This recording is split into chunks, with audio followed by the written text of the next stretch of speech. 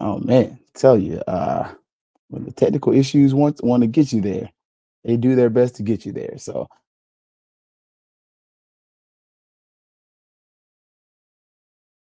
be asked. Hopefully, we get you some answers that you like, and yeah, hopefully, we learn a little bit from this whole investing in champions experience. And like, but I don't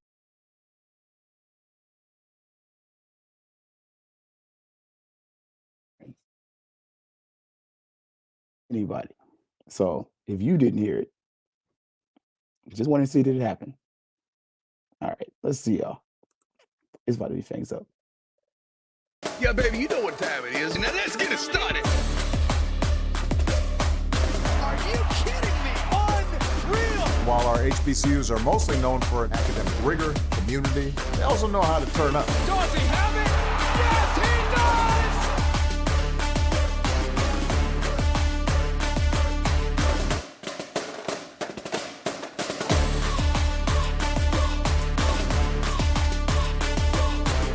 And that might be the knockout punch.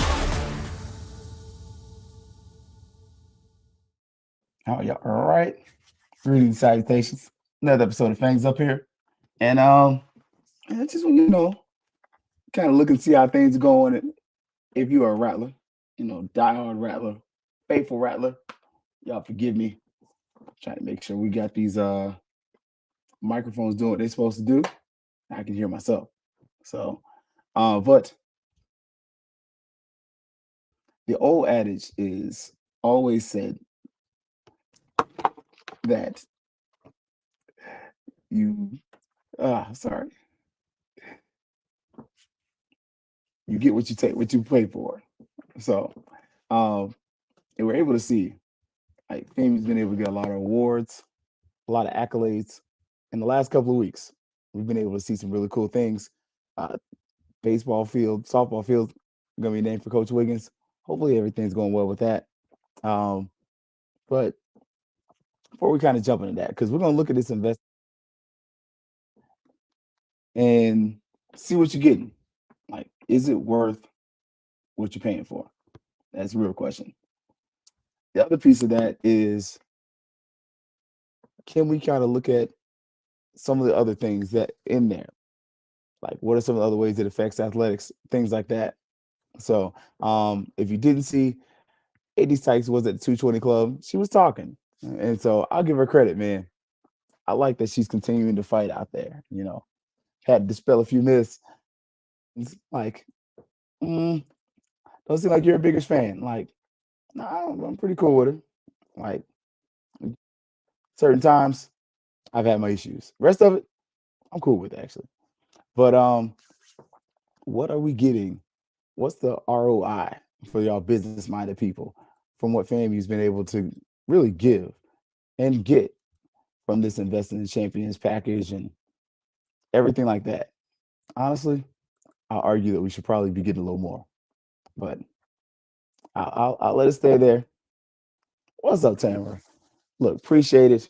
Apologize for being late. Look, I don't know, microphone acting funny. What's up, Dimitri? Great to see you as always. But yeah, like that's the real question, and that's a question. Hopefully, we can and just get those answers and really just figure out what's going on there and what's going on with FAMU athletics. So that's just me. I know I'm a little different. And forgive the mics. I got one that's acting funny and one that's acting right. So, um, but before we get into that, again, FAMU softball, we are going to be naming the field for Coach Wiggins, Coach Veronica Wiggins, long-term soft-time coach at FAMU, and she's been there longer than I can remember, honestly. Like Coach Wiggins was there when I was a kid, and she was there when I was a student. So I have fond memories of her as a person and what she's done for the program. Some of my friends, other things like that. Like I definitely, I'm biased when I started talking about Coach Wiggins. So, uh, ooh, Do I know if it'll be streamed? Great question. It doesn't say so, but I would speculate that it's probably going to be on Rattlers Plus if it is. So, just, one of those questions that honestly, I appreciate you asking because I honestly don't know the answer. But I will speculate and say it should be on Rattlers Plus. Just saying. If it's not, I'm pretty sure Josh and the crew can make that happen. And hopefully they will. Because how often are we naming fields and facilities after people? Especially this person. Like, she was an amazing coach. And hopefully everything works out well and goes the way it's going to go for her. Because otherwise, kind of dampens the story there. Doesn't sound as sweet if it goes certain kind of ways. Now, the basketball team, we got a split there. The girls, they lost. So if you want to say men, women, the men won, women lost, and they're coming back. And the season's closing out soon. So for me personally, as a fan, I like that. I'm good. And honestly, with the women's team, I think they're going to go further than the men's. Now, with the men, kind of is what it is right now, y'all. Like, we see that this team, they ain't the best as far as, the season's going to finish. But they're giving us a little hope late, and the ladies got a chance in the tournament. It's supposed to be raining Saturday. Hopefully it holds off. Dimitri, look, I'm with you because I'm biased. Told y'all. I know how I feel about Coach Wiggins. That's my girl. And I just wouldn't. I hope the weather holds off. Or if it is supposed to rain, the games get moved up at a time where you can still enjoy and go out there, hang out, do everything, and celebrate an amazing coach, an amazing person.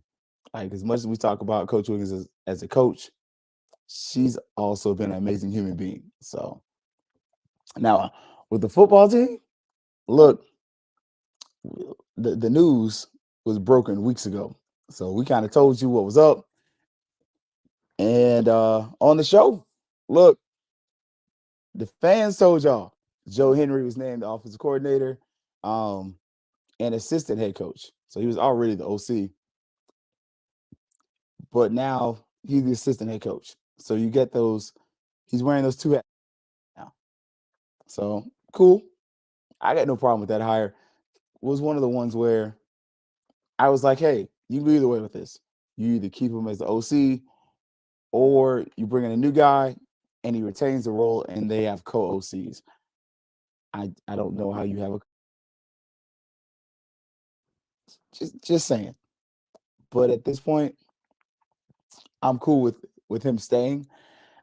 But I also love the fact that Colsey's been honest in saying that we need to hire a quarterback coach. That's needed. It's a must-have, and all those other things. What's up, little baby? Good to see you. But as the Fangs Up faithful announced, Joe Henry is your new offensive coordinator. So / assistant head coach. And as I told y'all would probably happen, I was like, hey, defensive coordinator's kind of already been hinted out there. We already know who it's supposed to be. Well, it's official. Milton Patterson is going to be that guy. Says he's defensive coordinator and linebackers coach. So kind of like we saw with Smitty. Smitty Rock was defense coordinator / linebackers. Patterson steps into that same role. So is he going to do both those positions as far as DC linebacker, but then try to still help out with the D line? Or are you going to bring in a new defensive line coach? So, good question to ask. And really, inquiring minds are going to want to know. What's up, cuz?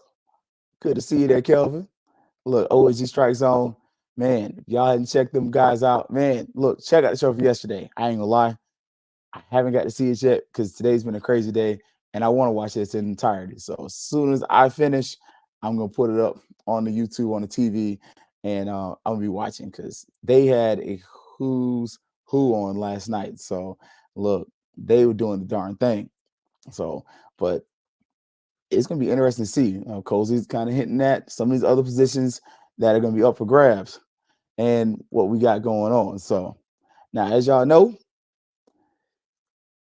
Destiny Champions tickets are open. They're available. And so, look, Demetra, she says, good show already. Look, just saying. You gotta check out the OG Strike Zone. Know what you're doing. But they're available, all ready to go. And again, per AD Sykes, she's already stated they are looking to increase the numbers.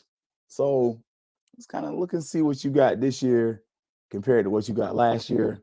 You know, let's see, look, I'm gonna stop the sharing of one and see if I can.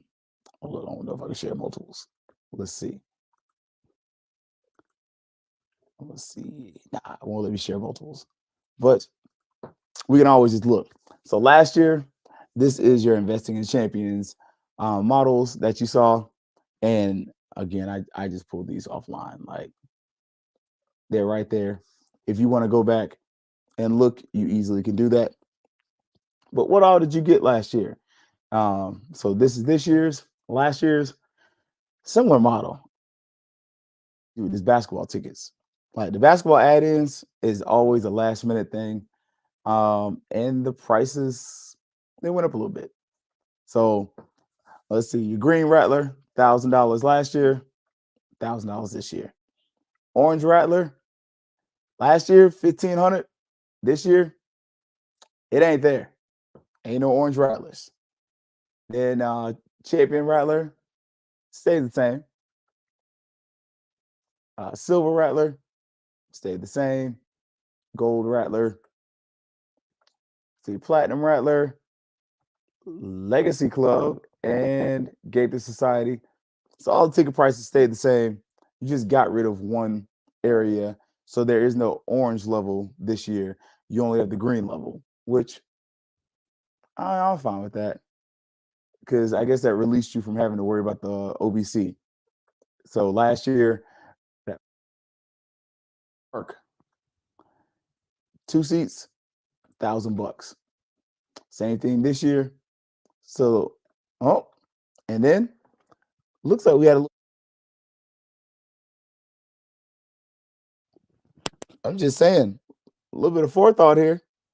You see early access to the MEAC SWAC game, early access to the Celebration Bowl.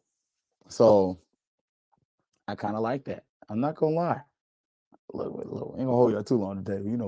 We're gonna get in Sunday, but just kind of want to see what we're getting invested in here. All right, let's see. This year, pretty similar, but for that 25, you still get the 4 north end zone passes. Get the 1 reserve part. Now, well, Florida Classic. You get that champion level. That's what they changed. Oh nope, that was still there. So it looks like pretty much the same. Biggest difference you're seeing is the OBC is not there as an event, so not an event that you're worried about.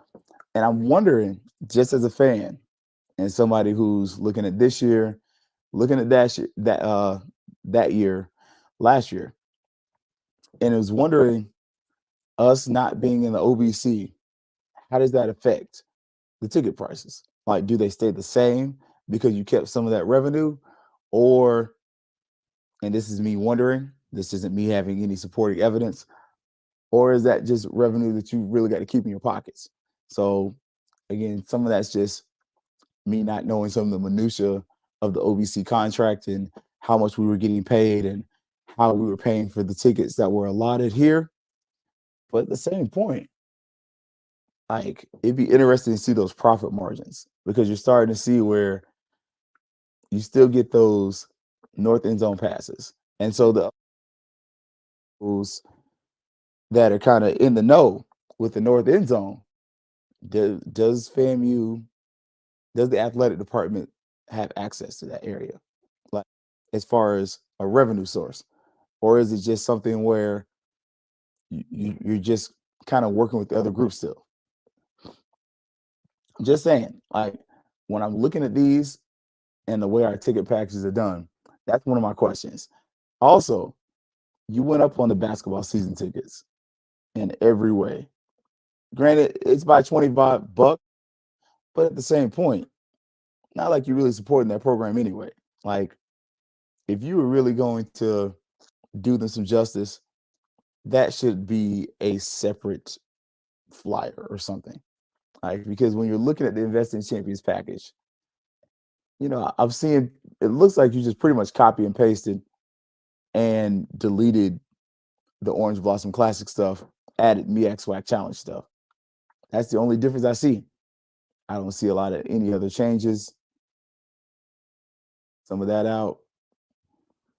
That's the big thing. But then when you're looking at it, we're also realizing, and I love that, Kelvin has pointed this out on ONG Strike Zone, football is carrying your athletic program. So if football is going to carry your athletic program, then you're going to have to find more ways to get more money out of football or get the other sports to create more revenue. Now, we saw that, and I'm going to give AD Sykes credit. The smart play here was raising the basketball season tickets, because one of the things that she got flack for, and it shows she listened, was raising the Investing in Champions ticket prices. Like, we remember that. That was one of the gripes people had when they were fussing and they were doing the vote of no confidence.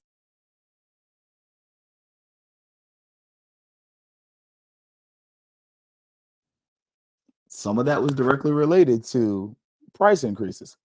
Just saying. So when we're coming back and looking now, and we're seeing that no price increases on the football side, price increase on the basketball side. Smart play. Nobody's going to complain about that $25, especially when that's a season we haven't seen. And it's a season that a lot of us aren't checking for. So you really don't have basketball season to worry about right now. Like, nobody's really going. But if you do want it to be something that people are watching and checking for and looking for, it's got to be something that we do a better job of trying to monetize. And I've said this before, so I'm not going to go down that rabbit hole again, but it has to be something that we actually care about. Like, already just looking at that and seeing that at the very bottom in small writing, season tickets. Are you going to make a bunch of money off it? No. But is it something that you need to highlight?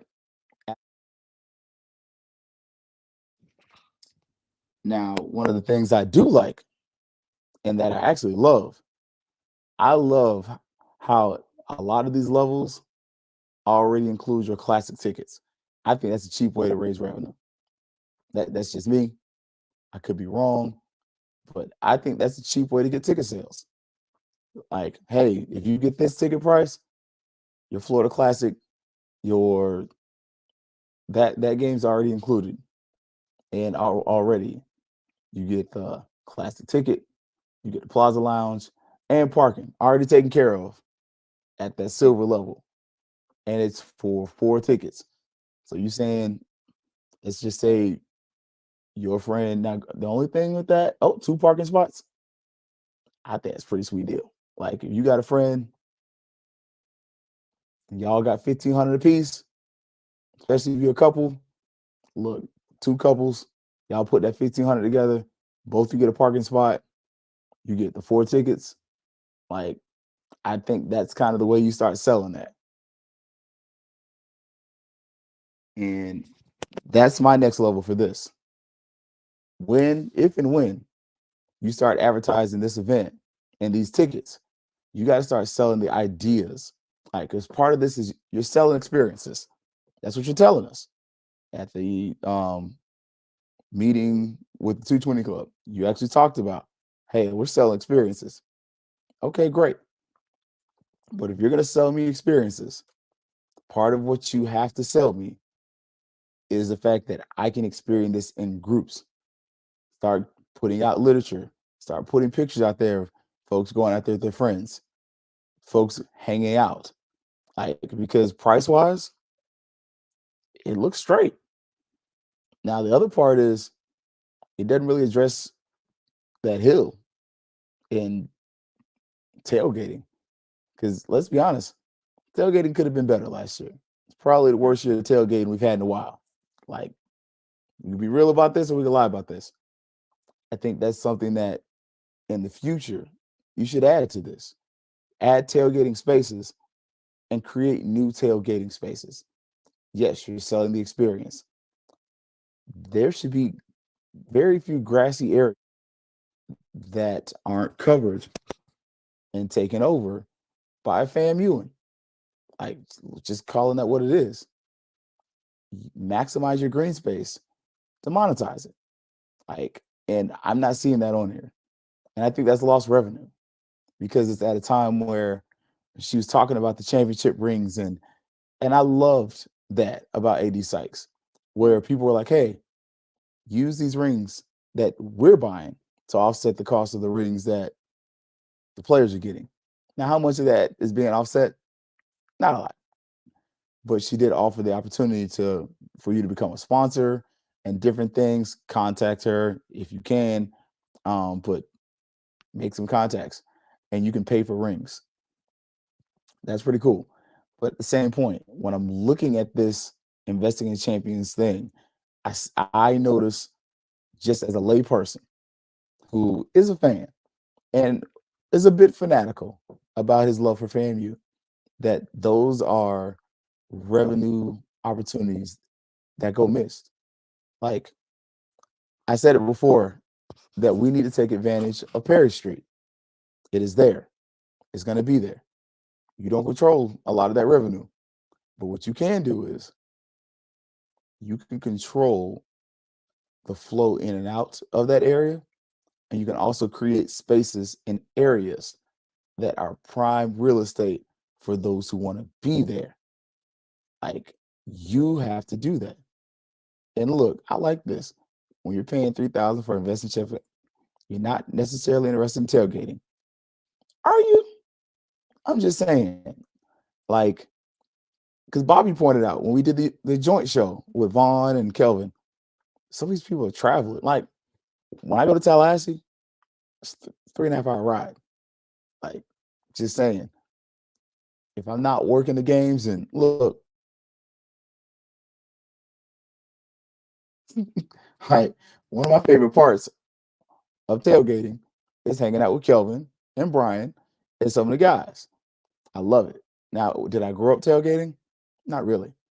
Is it something that now that I've done it, that I actually really enjoy? Yeah, I love it.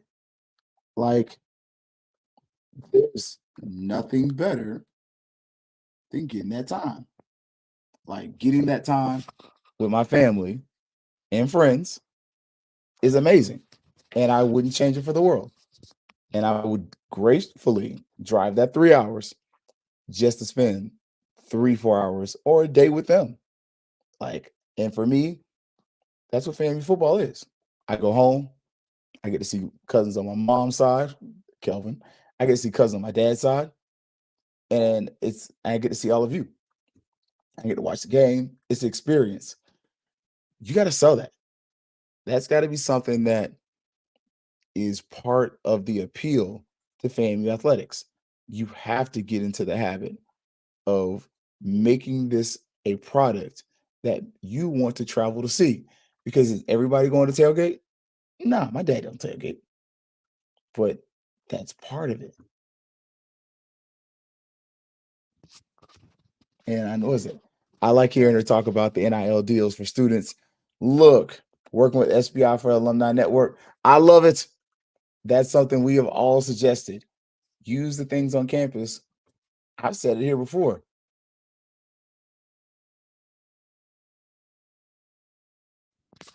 FAMU should pay little to no money for agricultural products.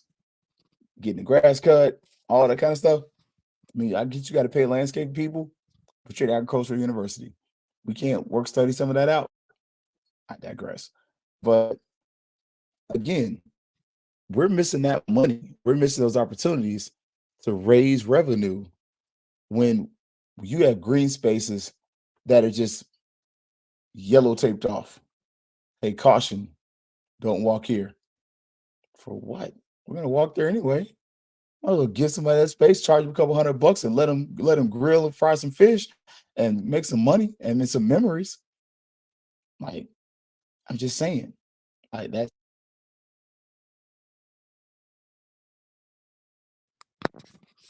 Let me see. I wouldn't mind tailgating, but it sounds time consuming and it's expensive. It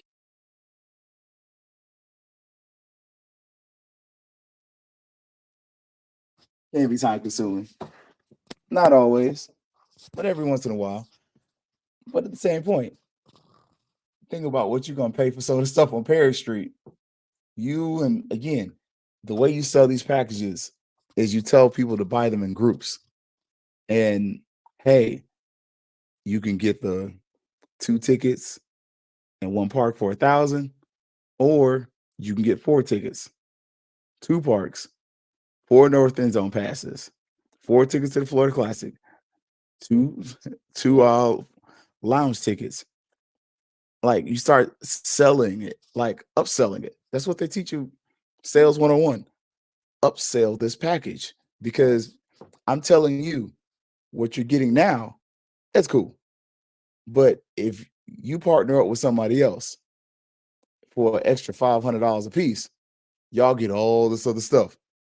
And you really don't have to worry about anything football season wise, except for the hotel at the Classic, maybe a hotel in Tallahassee. I mean, a lot of y'all got cousins anyway. So I'm just saying, like, I'm just saying, can revenue generating campus apartments offer NIL deals to students? Great question. I would say this. I don't know. Let me say it like that. I think the best way to manage that is to create an NIL collective and let whoever that revenue producing office is to funnel those funds through the NIL collective. That's just me thinking off the top of my head, like just trying to make sure all money is clean money and nobody thinks anything nefarious is going on. If the money is funneled through a collective and it goes directly to the students, it seems like that allows you to wash the money so that it comes out clean on the other side. Sounded kind of like funny, but I'm just, honest. Like, but as far as I know, the campus aren't really supposed to be too involved. And look, I'm just telling you, FAMU needs to adopt the FSU blueprint. I've said it before, Mike Reed. Put all the goodies inside the stadium, and you won't need to worry about tailgating. Because look, and the other thing did y'all see? Like FAMU just asked for this 15 mil to finish this really renovating the stadium bathrooms. And why does it cost so much? Plumbing. They didn't redo the plumbing when they redid the stadium. They redid the stadium. That's the same old plumbing from when the stadium was built. So that's part of why it costs so much. They got to jackhammer up all that concrete and relay all that concrete and do all that work over again, pull up the pipes, everything else around the new edifice.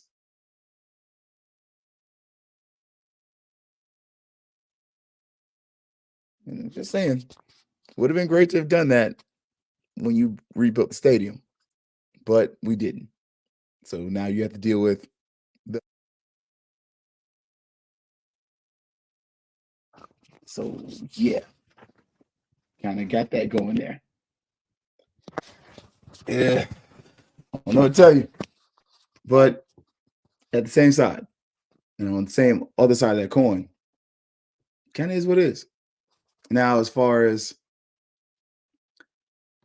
we see what Florida State's doing. And I love that Mike pointed that out. Go look at what they're doing with Doak. Like, let's just be honest about that. Like, they are building an amazing stadium. Like, they are literally taking seats out of the stadium to improve the product. Like, I don't know if they approved it, but what I can say is we're seeing where, as Mike pointed out, they're putting everything on the inside. They don't have to worry about vendors. They don't really have to worry about Perry Street or tailgaters. So what they have is they have what they have. Florida State is uniquely Florida State. FAMU. But at the same point, we have to get to a point where we, again, take advantage of what we have, but we also maximize all the space we have. It's in Champions program. I feel like we kind of do with what we already know. Hey, this works. I'm going to replicate it, but we're leaving something on the table. And that's not a harsh criticism of the AD. No, I really don't do that. But what it is just seeing it. Like somebody pointed out, NIL collectives, it would be nice. And look, and as to be true, there's still a lot of tailgating at FSU. It's true. UF, same thing. Like they tailgate all day long. They don't stop. Like, once you kick them off, you kick them off. They're not really worried about the competition. And at a certain point, we have to start kind of understanding like Perry Street's going to be Perry Street. But within the confines of that parking lot, every spot should be covered. The hill should be utilized. That should have never been taken away. Charge them a nominal fee per game. Find out how much it is for parking per game. And honestly, if you don't want to do the work of finding out,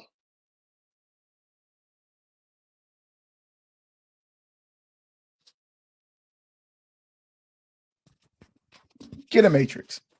Get a matrix of some sort. And with that, create a that every parking space has a particular dollar value. And with that, you utilize that information to now determine how much a tailgating space is.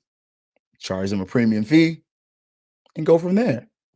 It just seems like that's the most logical thing to do. I could be wrong, but it just seems like it makes more sense to me that you just go ahead and say, this costs this much money.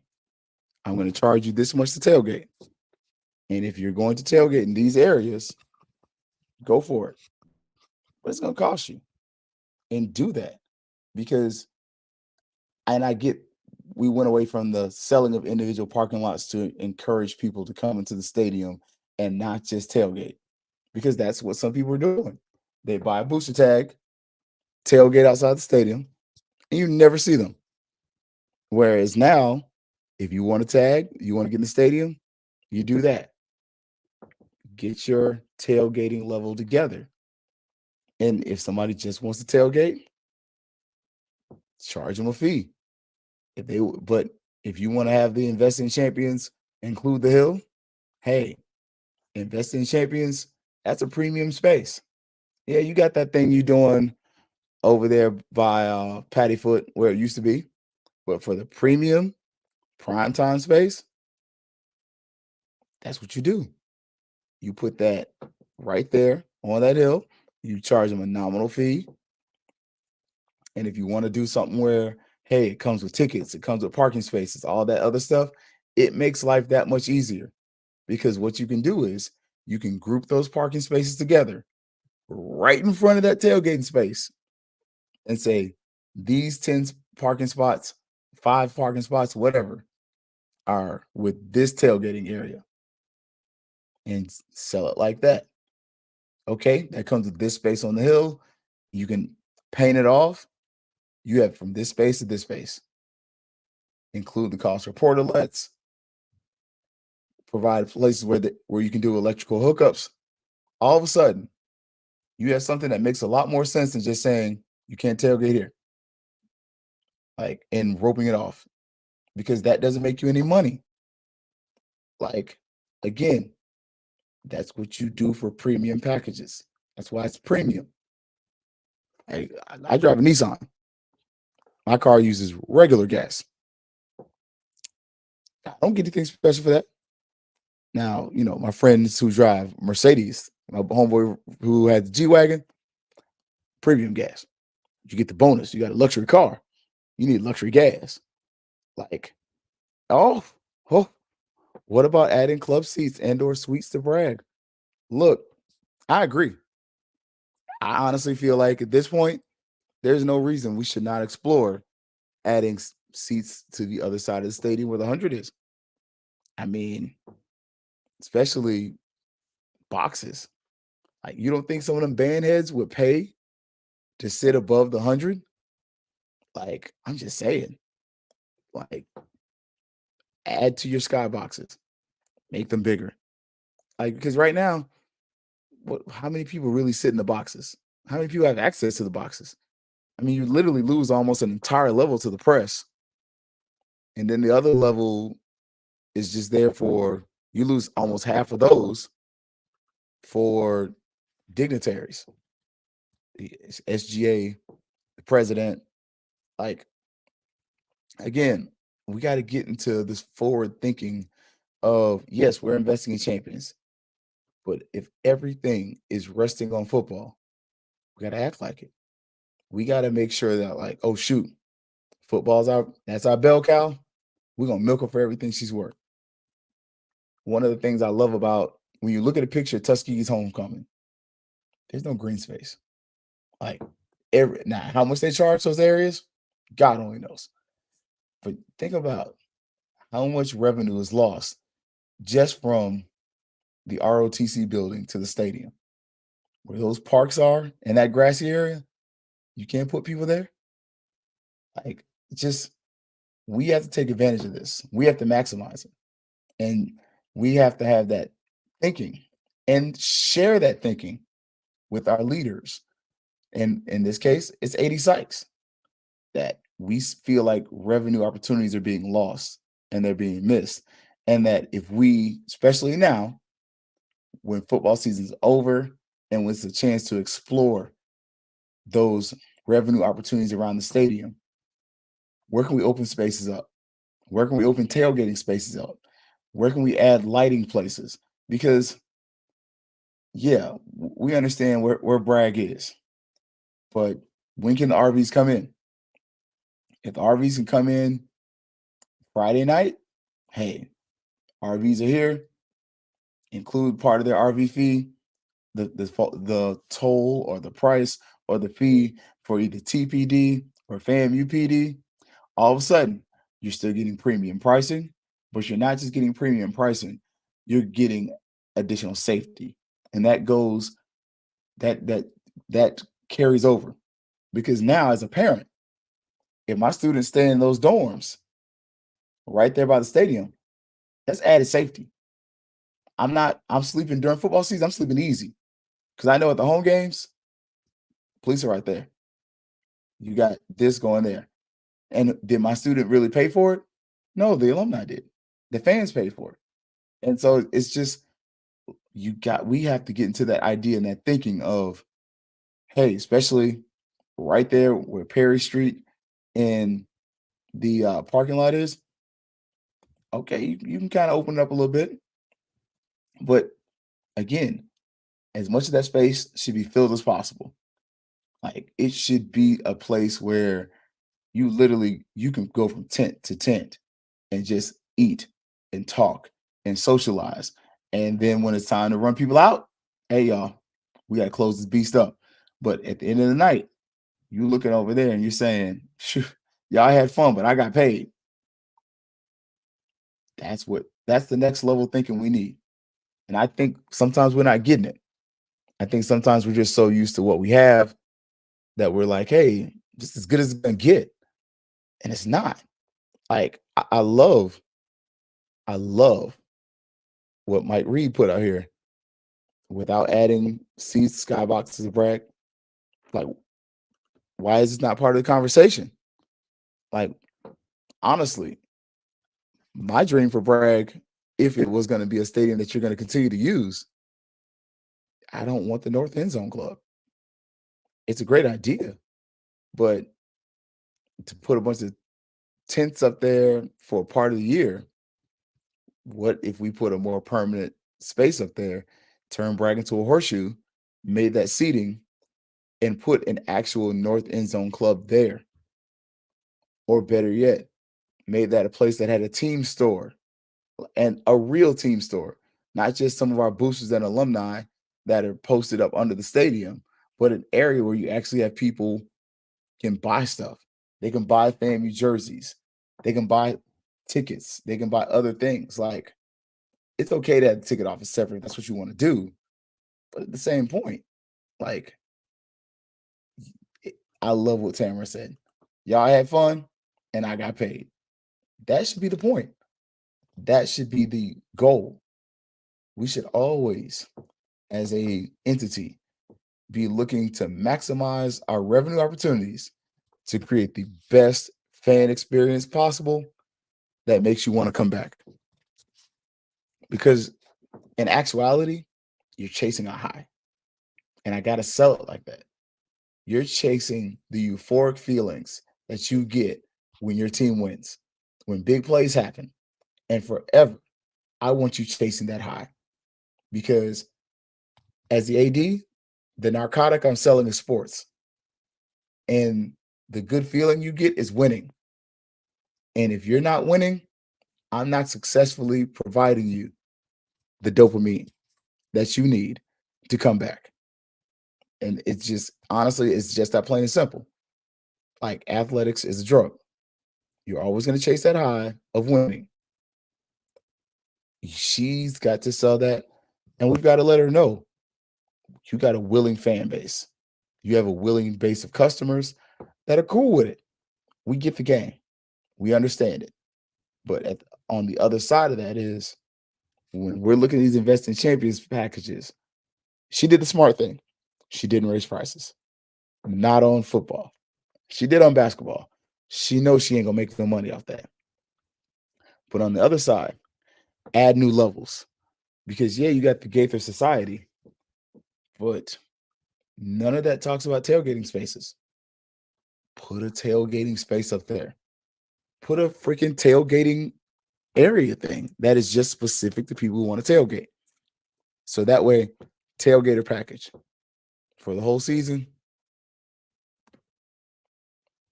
$10,000, $15,000. I don't know.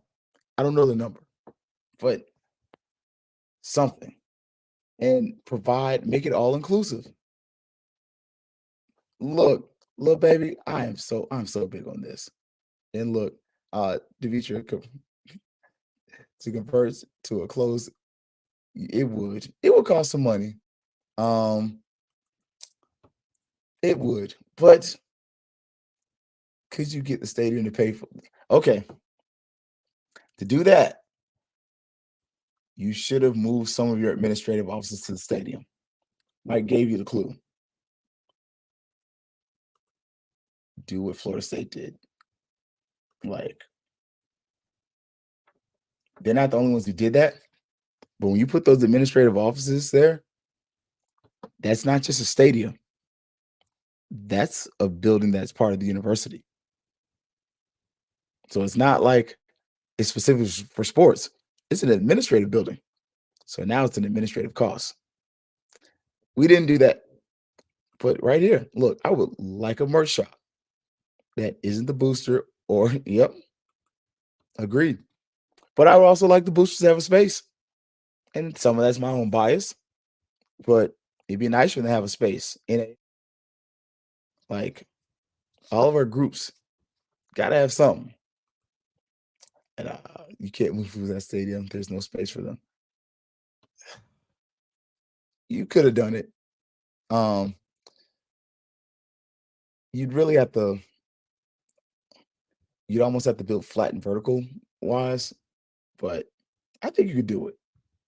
You already got that North End Zone Club a little bit there, but we're supposed to get a whole new stadium all together, so that's the plan. So, but yeah, so we looked at the Vesting Champions package. It's pretty much the same. You just don't have to deal with the OBC, and you got 5 home games, which that was something that was important to her. I ain't gonna lie, I'm indifferent. I like 5 games, but yeah, I'm just saying. And look, I'm with you, JT. It's a vision. That's and I love what Dimitri pointed out too. We barely had the money for what we got. You're right. But some of that, you also cut revenue. Like you went from a stadium that seats 25,000 to a stadium that seats 19. Because some of those 20,000 seats are not usable.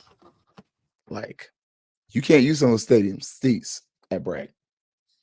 Not currently. So some of that's going to take that vision to you got to expand Bragg or leave it. Like we do know the long-term plan is to build a new stadium on the other side of campus. But at the same point, you got to do something with that while you got it. You got to create some new revenue streams because you don't have anywhere to throw up temporary seats anymore. So when homecoming hits, you're stuck. You got 19,000. That's it. 40,000 in Bragg. Now, were we breaking every fire code out there? Absolutely. But at the end of the day, do we get that bread? Yes. Thank God there wasn't a fire. Look, and I'm with Kelvin. My real dream for FAMU is, if I'm being honest, I like the P3 complex. I like the moving the stadium to the suggested area on the plan that they have there. And with that, if you can do something across the street where that shopping plaza is, because that's going to become de facto parking for those who just don't want to pay. I think that would be something cool. And I think it would be beneficial. And furthermore, if you can find a way to get that main post office, I'm so Tallahassee, I still call it the main post office. I think that would be some place where you could actually build some stuff and do some things. But, and you're not wrong. We haven't sold out besides homecoming. It didn't hurt for some games. But as you mentioned, for homecoming, it definitely hurts. But technically, Celebration Bowl or SWAC Championship was a quote-unquote sellout. But, yeah. So, we'll see. We'll see. And honestly, we're past the days where you need a big stadium. Like, FSU's chopping off 20,000. So, FAMU's again ahead of the curve as always. But, man, I know y'all got to go to work tomorrow. Look, we're gonna look at this weekend's what this baseball team looking like, and kind of see like what other coaching moves get moved, and kind of look at what we got from this 2